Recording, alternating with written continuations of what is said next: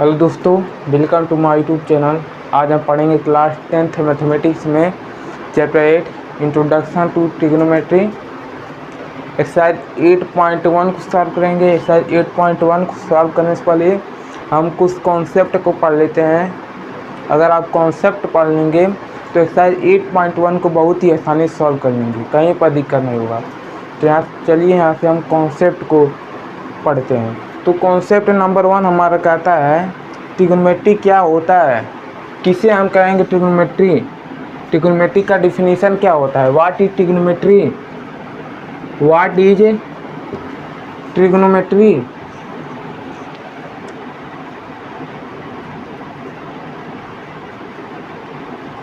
जो ट्रिग्नोमेट्री है वो 3 ग्रीक वर्ड से ड्राइव हुआ है। जो ट्रिग्नोमेट्री है वो 3 ग्रीक वर्ड से ड्राइव हुआ है। ट्री का मतलब होता है 3, गोन का मतलब होता है साइड्स, और मेट्रोन का मतलब होता है मेजरमेंट, मेजर करना। ट्रिग्नोमेट्री जो है वो 3 ग्रीक वर्ड से ड्राइव हुआ है। ट्री का मतलब 3, गोन का मतलब साइड, मेट्रोन का मतलब मेजरमेंट। 3 साइड का मेजरमेंट कहलाएगा हमारा ट्रिग्नोमेट्री। 3 साइड का मेजरमेंट कहलाएगा हमारा ट्रिग्नोमेट्री। एक और इसका डिफिनीशन होता है relationship between angle and side. Relationship between angle and side, angle and side are called trigonometry.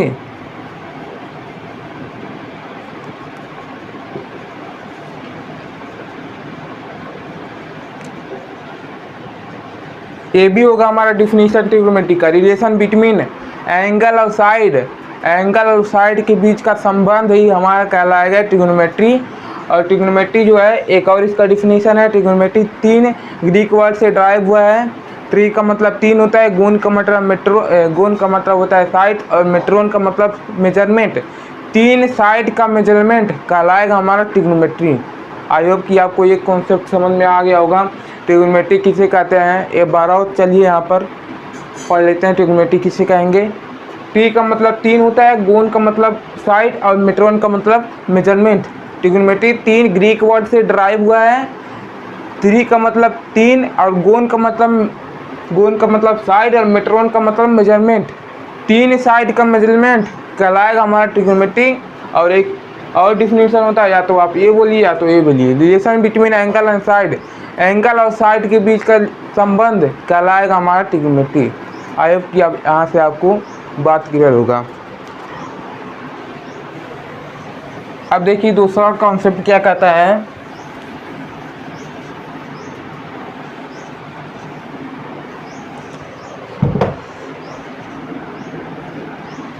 जो ट्रिग्नोमेट्रिक रेशियो होते हैं हमारे 6 होते हैं। जो ट्रिग्नोमेट्रिक रेशियो होते हैं, ट्रिग्नोमेट्रिक जो रेशियो होते हैं वो हमारे 6 होते हैं।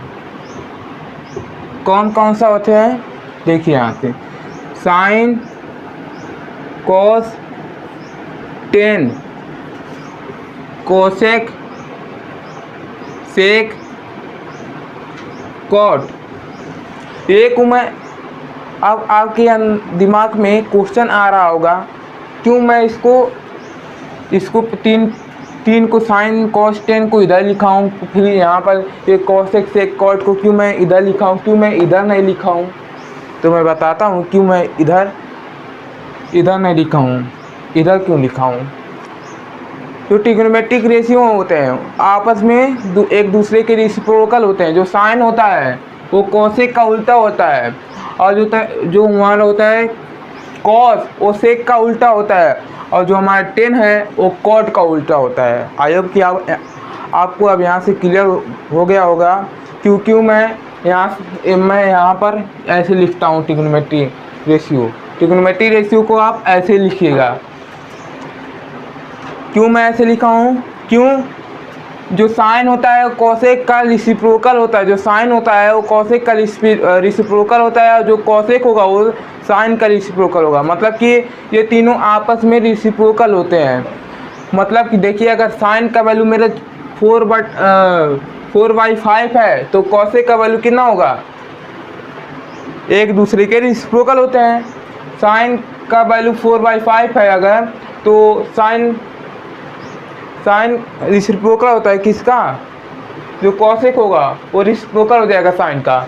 ये हो जाएगा हमारा 5/4, क्योंकि ये तीनों आपस में रिसिप्रोकल होते हैं। अगर ये कोसेक का वैल्यू हमारा 5/4 है तो आपका साइन का वैल्यू 4/5 होगा। ये तीनों जो हमारे छः ट्रिग्नोमेट्रिक रेशियो हैं वो आपस में रिसिप्रोकल है, एक दूसरे के उल्टा है। साइन रिसिप्रोकल है कोसेक का और कोसेक रिसिप्रोकल है साइन का, और कोस जो है रिसिप्रोकल है सेक का और सेक जो रिसिप्रोकल है कॉस का, और जो हमारा 10 है वो कॉट का रिसिप्रोकल है, और जो हमारा कॉट है वो 10 का रिसिप्रोकल है।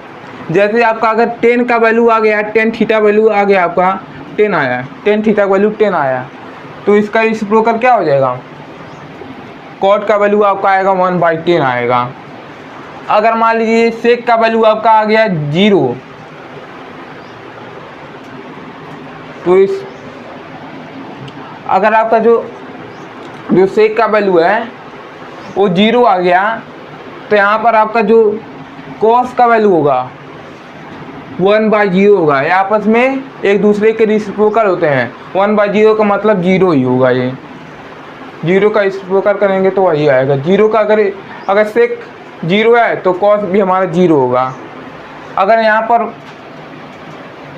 2 रहता,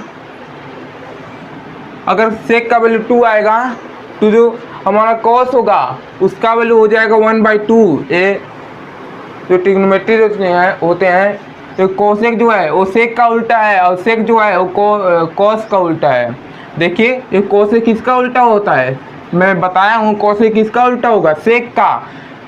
तो कोसेक सेक का उल्टा होता है, तो अगर सेक का वैल्यू 2 है तो इसका वैल्यू कितना हो जाएगा, 1/2 हो गया है। क्यों, ये तीनों आपस में एक दूसरे के रिसिप्रोकल होते हैं।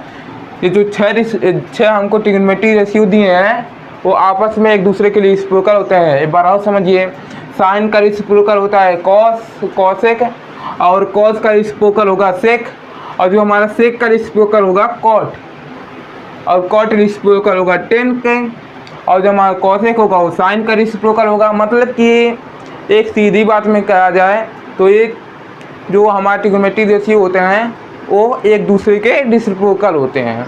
अगर आपका साइन का वैल्यू 1/2 है तो कोसेक का वैल्यू 2 आएगा। अगर आपका कॉस का वैल्यू 2 है तो सेक का वैल्यू 1/2 होगा।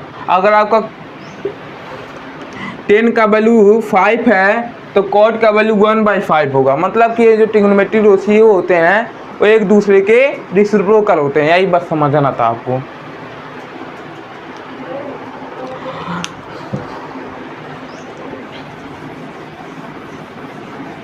अब देखिए तीसरा पॉइंट,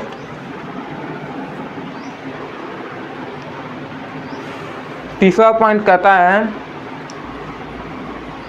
ये जो आप पढ़ रहे हैं sine cos 10 cosec sec cot, इसका पूरा नाम कुछ और है। मैथमेटिशियन सब लोग जो हैं वो इसको थोड़ा शॉर्ट कर दिए ताकि पढ़ने में कंफ्यूजन ना हो, याद करने में कंफ्यूजन ना हो।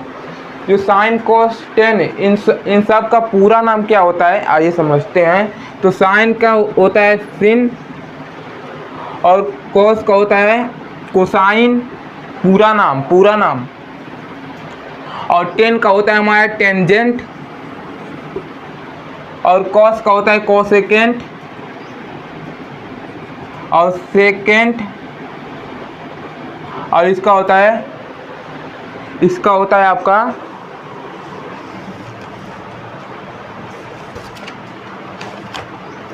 इसका उल्टा आपका होता है कोटेंजेंट होता है। इसका होता है पूरा नाम कोटेंजेंट। देखिए ये जो ट्रिग्नोमेट्रिक रेशियो का ये ही पूरा नाम है। सिन, कोसाइन, टेंजेंट, कोसेकेंट, सेकेंट और कोटेंजेंट, ये जो ट्रिग्नोमेट्रिक रेशियो का यही पूरा नाम है। तो मैथमेटिशियन ने क्या किया, इसको थोड़ा छोटा कर दिया। तो आप ऐसे पढ़ लें, साइन, कोस, टेन, कोसेक, सेक, कोट। पहले इसका जो पूरा नाम था ये था, तो इसको क्या किए मैथमेटिशियन, इसको थोड़ा छोटा कर दिए ताकि पढ़ने में कन्फ्यूजन ना हो, याद करने में कन्फ्यूजन ना हो, आसानी से याद हो जाए। साइन, कोस, टेन, कोसेक, सेक, कोट, इसको आप याद कर लीजिएगा। ट्रिग्नोमेट्रिक रेशियो 6 होते हैं, साइन, कोस, टेन, कोसेक, सेक, कोट। अब इसका वैल्यू क्या होता है आइए समझते हैं।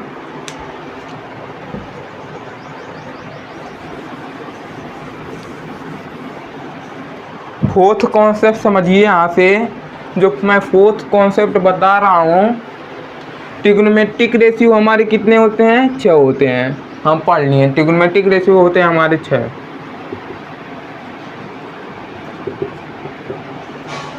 क्या होता है, साइन, कॉस, टेन। इसका जवाब आपको पता चल गया होगा।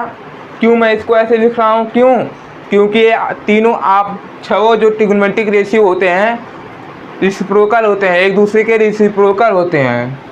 कोसेक, सेक, कोट।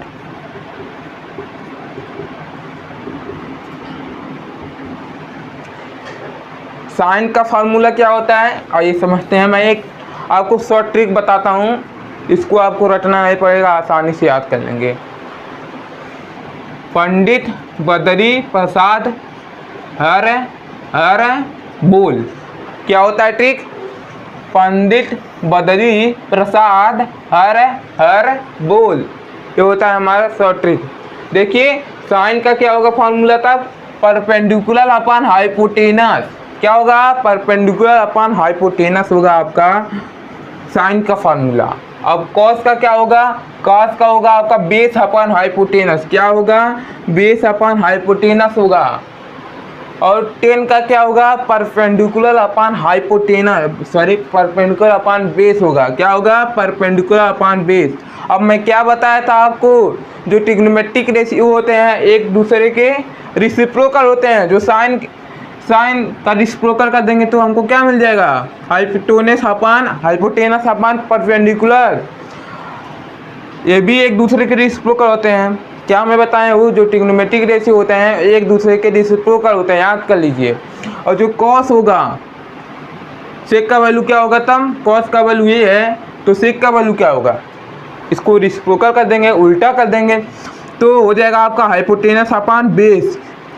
और इसको क्या करेंगे, टेन का ये है तो कॉट का क्या होगा, मैं बताया हूँ ट्रिग्नोमेट्रिक रेशियो एक दूसरे के क्या होते हैं, रिसिप्रोकल होते हैं। तो इसका रिसिप्रोकल करेंगे तो क्या वो मिल जाएगा आपको, बी अपॉन पी।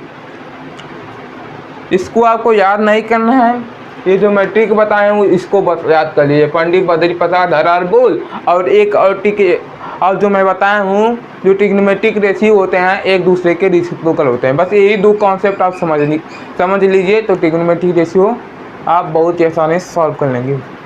इसको नोट कर लीजिए। अब यहाँ से मैं नेक्स्ट कॉन्सेप्ट बताता हूँ।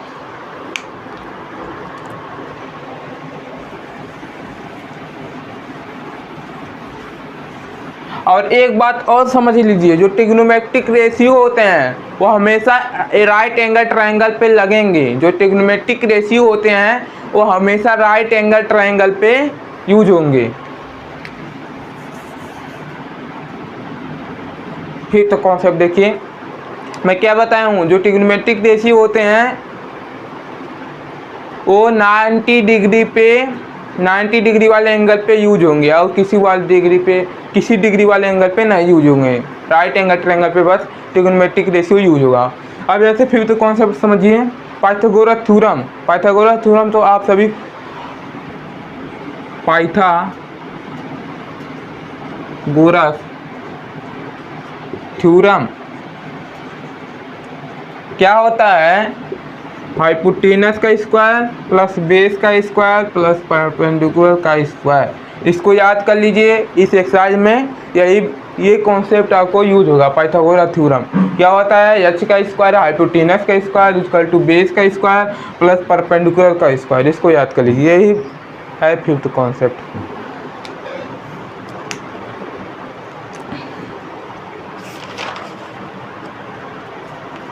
आज समझिए सिक्स्थ कॉन्सेप्ट क्या कहता है। थीटा, कैसे हम पता लगाएं कि ये वाला साइड परपेंडिकुलर है, ये वाला हमारा बेस है, ये हमारा हाइपोटेनस है। जो पाइथागोरस थ्योरम होता है वो भी 90 डिग्री पे ही अप्लाई होता है। पाइथागोरस थ्योरम किस पे यूज होता है, 90 डिग्री पे। याद कर लीजिए, जो पाइथागोरस थ्योरम होता है वो 90 डिग्री पे यूज होता है। सिक्स्थ कॉन्सेप्ट देखिए क्या कहता है, थीटा। थीटा का मतलब होता है एंगल। एंगल, थीटा क्या मतलब होता है, एंगल। अब समझिए कैसे हम पता लगाएं कि ये हमारा साइड परपेंडिकुलर है, ये बेस है या हाइपोटेनस है। एक बात तो आप सभी को पता होगा कि 90 डिग्री के सामने वाला साइड क्या होता है, हाइपोटेनस होता है। देखिए थीटा, थीटा के सामने वाला क्या होगा, हमारा परपेंडिकुलर। हमेशा याद कर लीजिए थीटा होगा, थीटा के सामने वाला एंगल होगा हमारा परपेंडिकुलर, जो साइड होगा हमारा परपेंडिकुलर। जैसे कि ये हमारा थीटा है, ये हमारा थीटा है, ये हमारा थीटा है, तो इसके ये होता है 90 डिग्री के सामने वाला होता है हमारा हाइपोटेनस, और थीटा, थीटा के सामने वाला होगा हमारा परपेंडिकुलर। हमेशा याद कर लीजिए थीटा के सामने वाला क्या होगा, हमारा परपेंडिकुलर। थीटा जो रहेगा ये थीटा है, थीटा के सामने वाला होगा हमारा परपेंडिकुलर। थीटा का मतलब एंगल, एंगल के सामने वाला होगा हमारा परपेंडिकुलर, एंगल के सामने वाला होगा हमारा परपेंडिकुलर। पहले 90 डिग्री, 90 डिग्री के एंगल के सामने होता है हमारा हाइपोटेनस, और थीटा, थीटा के सामने होगा हमारा परपेंडिकुलर। यही बस इसमें कॉन्सेप्ट था। थीटा जो रहेगा, थीटा के सामने वाला होगा हमारा परपेंडिकुलर, और जो बचेगा वो बेस होगा, जो बचेगा वो हमारा बेस होगा। 90 डिग्री के सामने वो वाला होगा हमारा हाइपोटेनस, और जो थीटा होगा, थीटा के सामने वाला होगा हमारा थीटा, थीटा के सामने वाला होगा हमारा परपेंडिकुलर, और जो बचेगा वो हमारा बेस हो जाएगा। आई होप कि आपको ये कॉन्सेप्ट समझ में आ गया होगा। यही 6 कॉन्सेप्ट है। अगर आप 6 कॉन्सेप्ट समझ लिए तो जो एक्सरसाइज 8.1 है बहुत आसानी से सॉल्व कर लेंगे। इसको नोट कीजिए। अब मैं बढ़ता हूँ एक्सरसाइज 8.1 के फर्स्ट क्वेश्चन की तरफ।